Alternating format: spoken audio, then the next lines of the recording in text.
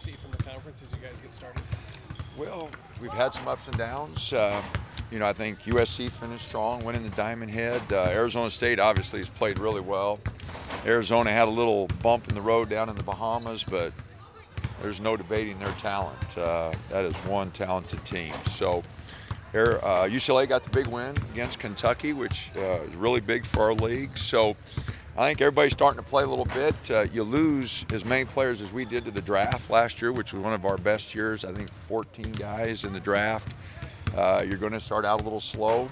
Guys are going to build up a little bit, but hopefully we've got a lot more. I've been disappointed in the way that we've played at times. I think there's a lot more in the tank.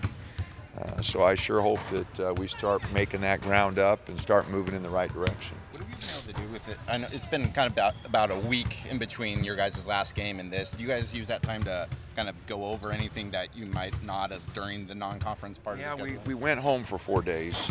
We gave them the 21st, 22nd, 23rd, 24th completely off. We came back Christmas night and had a late workout Christmas night. And so we've had 3 days here where we've worked pretty hard. The guys have done a good job. They didn't respond real. I think they had a little too much Christmas. That 25th wasn't very good practice, but they've bounced back a little bit and had a good one yesterday. I hope we have a good one today.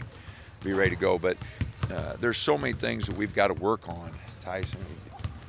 We can't pinpoint one thing. I wish there was just like one thing, but our ball movement on the offensive end needs to improve. Our physicality on the boards needs to improve. Defensively, our communication, gosh, I thought we'd be further along by now with our communication. So, there's just not one thing that we can pinpoint that, okay, if we lock this down, we can make a big jump. It's a series of things. I think the guys are working at them. I think they see them on film and they realize we got work to do. But right now we're not making the steps quick enough. You guys had the PK 80, but then some softer teams as well in the non-conference. Do you feel prepared enough coming out of the non-conference? We are. We did have some games that we hoped would develop our team. And in a lot of aspects, I think that was correct. We didn't play well in some of the bigger games that we had, and I was disappointed there. Now it just got to get better. There's nothing we can do about the 13 games we played. All we can focus on is the league now, the conference, and see how well we can play. And obviously a big part of that is taking care of business at home. Any conference play, that. If you're going to have a good conference season, you got to take care of business at home. We've done a decent job of that the last few years. So hopefully, Friday night we can get it kicked off here at home. Some more excitement for Pac-12 play, or more curiosity if you guys are ready for that step up in talent? No, I think excitement's a better word. I think our guys, ready for the challenge, want the challenge. So, Pac-12 games always mean a little bit more. That's any league you're in. Because the people you're going against, the coaches, the players. You see them 2 or 3 times a year, depending on if you play them in the tournament and, who your schedule breaks down. We're only going to play Utah and Colorado once this year. So, but, the Pac-12 games, as in any conference, they get a little bit more edge to them because the teams you're going against. For a lot of your guys, the Pac-12 grind will be new to them. Have you had to have any talks with them about maybe what to expect playing, 2 games in 3 days most times? Well, we haven't. We're worried about Utah, and that's all we've had our conversations on. With 5 freshmen and some transfers that haven't been through it. It will be new to them, but I don't want them looking ahead. I want them worried about one game, and that's Utah on Friday night, and we'll worry about the next one the next day. But I think our guys need to really just worry about the next game and getting better each day in practice so we can prepare for the game. When you watch Utah, what concerns you?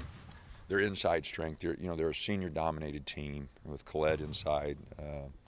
Rawson. They're good inside. They start 4 seniors.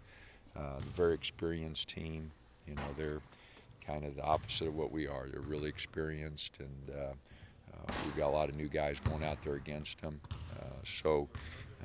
And Larry always does a good job. They're always a well-coached team, well put together. And so, you know, it'll be a tough test for us, no doubt. You think you'll have to lean on Kenny a little bit then, or will this be a kind of a good development game for him to see where he's at? Well, all our inside guys are going to have to play. You know, I mean, it's going to be important that they all come prepared to play because they're going to throw it inside to Collette. You know, they start every ball game throwing it in there. You know, so we know they're going to throw it in there, and they just do a good job. And so Kenny will be a big part of that. Mike, you know, had a little positive outing against Central Arkansas. He's going to have to play well. Roman's going to have to be ready to go. You know, Mikhail's going to have to play well. Our inside guy's going to have to play well. Is Paul available? I don't believe so. He hasn't practiced yet, so unless something changes today, I don't believe he'll be ready to go Friday night. Would he be the only person that has any sort of? Yes. Okay. Yes. Everybody else ready to go. Coach, you guys have been really good against Utah in recent years. Is there a reason that traditionally you've had so much success against them?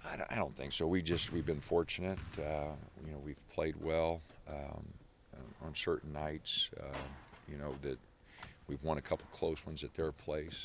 You know, so you know, sometimes those things, you know, you're fortunate. You know, it's basketball. Some games you're fortunate, other games you can't figure out, you know, how you lost that game. You played well, you did things right, and it just doesn't go your way. So we've been really fortunate against them. We do have a little streak going, but this is a whole new team.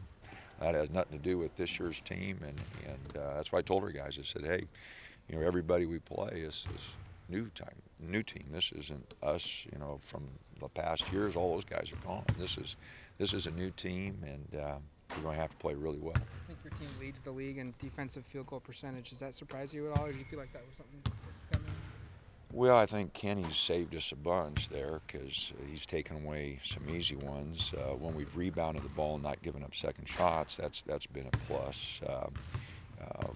You know, I think our competition's had something to do with that. You know, so we'll find out here in the next 3 weeks where our defensive field goal percentage is at.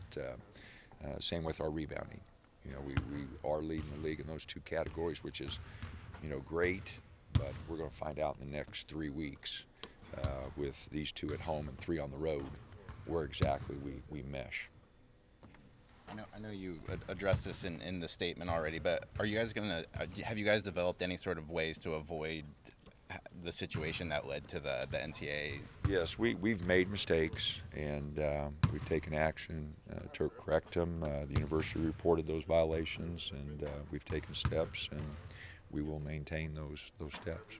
Did you think that the level 2 penalty was harsh?